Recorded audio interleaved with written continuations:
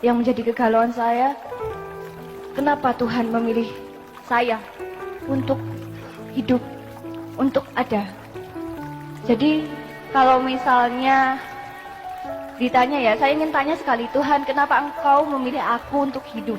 Dia jawabannya akan logika, secara logika kan, ya udah tanya aja sama Tuhan.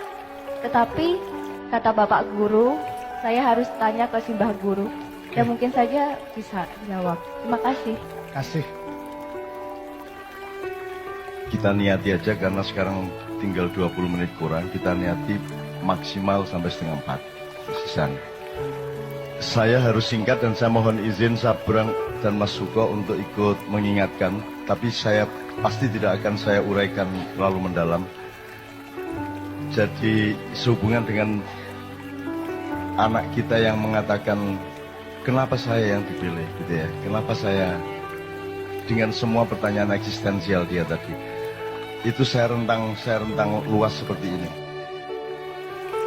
Sabrang mengatakan beda antara identitas dengan personalitas. Ya, kalau personalitas itu adalah kondisi alamiah Anda, identitas adalah yang Anda bangun secara budaya atau secara pemikiran, yang terapannya bisa di politik, bisa di organisasi, bisa di apa saja.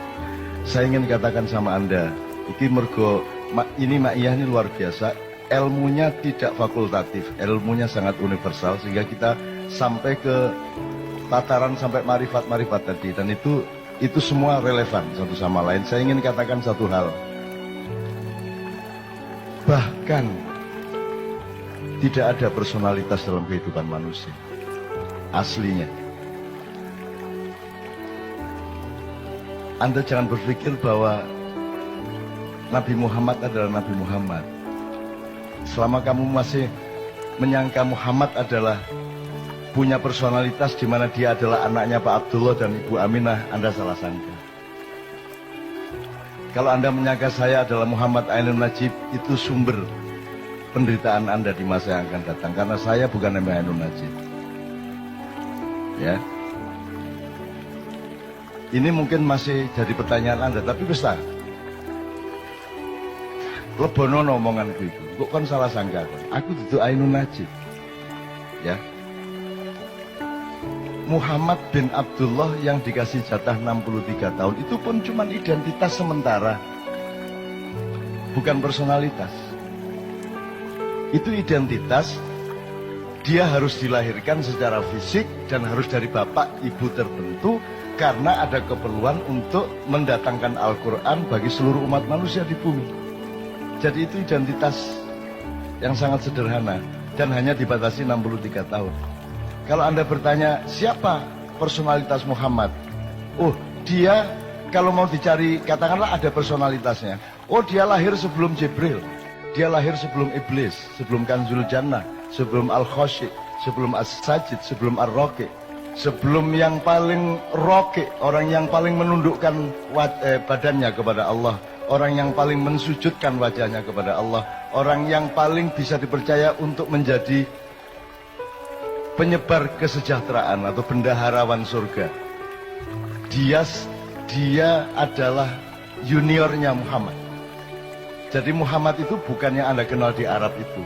Yang Anda kenal di Arab itu adalah resonansi dari personalitas Muhammad. Lagi, nek anjane kate runu tak dudui kok. Ya, jangan disangka Muhammad bin Abdullah itu adalah personalitas. Itu cuma tugas sementara dan hanya sebentar sekali, yaitu 63 tahun. Jangan disangka bahwa dia sebuah diri. Dia hanya sebuah peran. Ya, Mas. Kalau dicari, oke, kalau masih ada personalitasnya, ya Nur Muhammad, cahaya Muhammad, Big Bang kata orang modern. Di mana Allah menciptakan cipratan cahaya yang kemudian menjadi kumparan-kumparan, terus kemudian membelah-belah menjadi planet-planet dan galaksi-galaksi, satelit-satelit dan matahari-matahari. Jadi Muhammad itu lahir sebelum alam semesta, Muhammad itu lahir sebelum Iblis, apalagi Jibril. Maka Jibril itu adalah juniornya Muhammad. Maka kapan saja Muhammad memanggil Jibril, Jibril akan datang. Bahkan Iblis yang disuruh berperan untuk menjadi musuhnya manusia dan musuhnya Muhammad itu bisa dipanggil, didawai, timbali oleh Muhammad kapan saja, dan apapun yang ditanyakan oleh Muhammad dijawab oleh iblis dengan sejujur-jujurnya. Kalau dia benar-benar musuh, dia tidak akan menjawab sejujur-jujurnya. Dia hanya berperan. Jadi iblis itu cuma identitas, bukan personalitas. Anda jangan salah sangka. Nah, kalau dikejar lagi, sebenarnya tidak ada Nur Muhammad. Itu bukan personalitas, tidak ada diri yang sejati kecuali Allah itu sendiri subhanahu wa ta'ala. Yang lain bukan diri, yang lain hanya cipratan dari diri sejati. Cepat ya. Jadi kon iku aja tak digopoh karo awakmu dhewe. Kok aku anggitmu kon iku ana ta? Kon iku gak ono. Iku mek kun wis kon mari ono gak ono masalah. Jadi awakmu gak usah perhatian sama dirimu. Dirimu itu tidak penting. Dan saya hidup itu bekalnya adalah yakin bahwa aku tidak penting. Yakin bahwa bukan aku ini yang akan jadi pusat perhatianku. Di dalam diriku tidak ada aku. Di dalam diriku tidak ada Ainun Najib. Karena sudah penuh cinta. Dan cintaku tidak boleh aku tujukan kepada diriku sendiri yang sementara bernama Ainun Najib. Di dalam diriku tidak ada diriku. Gitu loh. Lagi nak diterusno kan tambah pecah ndasmu utangnya akeh. Jika puisi-puisi jam 3 esok. Wes, nek disederhanakan gini. Di dalam diri Karwo ada apa? Seharusnya di dalam diri Karwo itu penuh urusan Jawa Timur, betul enggak? Selain itu tidak ada di dalam diri Karwo. Tapi Anda lihat semua pejabat, hampir semua pejabat, semua presiden di dalam dirinya penuh dengan dirinya. Betul enggak? Sehingga Didik bela diri karena perhatian utama dia adalah kepada dirinya yang dia sangka ada. Kalau Anda ingin menjadi orang besar, kalau Anda ingin meraih kebesaran, Anda tidak bisa memanggul kebesaran dan tidak bisa menjadi kebesaran itu selain Anda bergabung dengan kebesaran yang sejati, yaitu Allah Al-Akbar. Kalau Anda bergabung dengan kebesaran Allah, maka engkau menjadi bagian dari kebesaran itu. Anda tidak bisa diganggu gugat oleh siapapun saja. Gitu ya. Jadi aku nang anakku sing arek ndi kemarin Malang nanti. Sing Nadia, bener. Nadia apa yang sebelumnya? Ya Nadia. Nadia, kamu ndak usah pikirin dirimu sendiri dan ndak usah kok aku lah. Anggitmu aku iku sapa? Kon iku sapa anggitmu? Gak usah kok perhatian awakmu itu. Tapi nek ancane kon ngeyel tiap hari kamu bertanya begitu, kon tak kandani. Sebentar lagi kamu akan tahu kenapa kamu yang dipilih oleh Allah menjadi dirimu.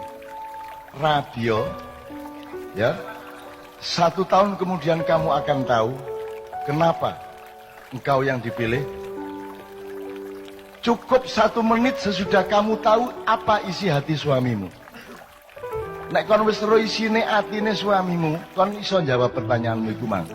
Dan percayalah, sampai akhir hayatmu kamu tidak benar-benar tahu isi hati suamimu.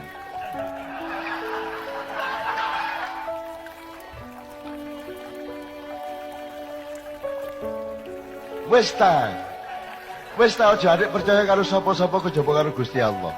Bojomu nuroni kon bayangno Luna Maya iki.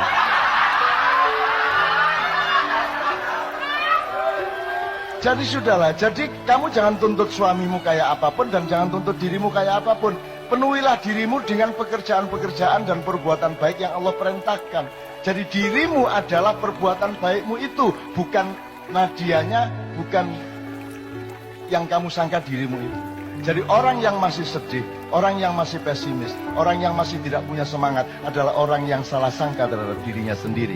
Dan karena dia salah sangka kepada dirinya sendiri, maka dia juga salah sangka kepada dunia, dia salah sangka kepada apa saja, apalagi kepada Allah Subhanahu wa taala. Dia pasti salah sangka.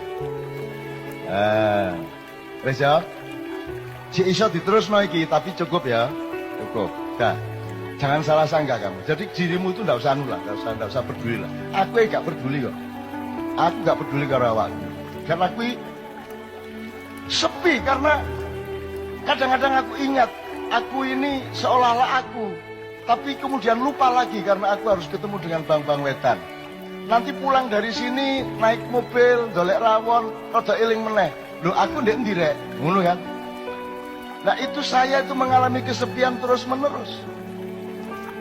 Dan kesepian itu aku perlukan. Aku topong rame rek. Kamu pikir kalau riuh rendah suara itu tidak sepi? Semakin riuh rendah semakin sepi. Kalau engkau berada di dalam dirimu yang sejati, yang jauh di lubuk jiwamu itu. Mulane wong Jawa duwe topo ngerame gitu lho rek ya. Nah, tak pikir wis cukup lah.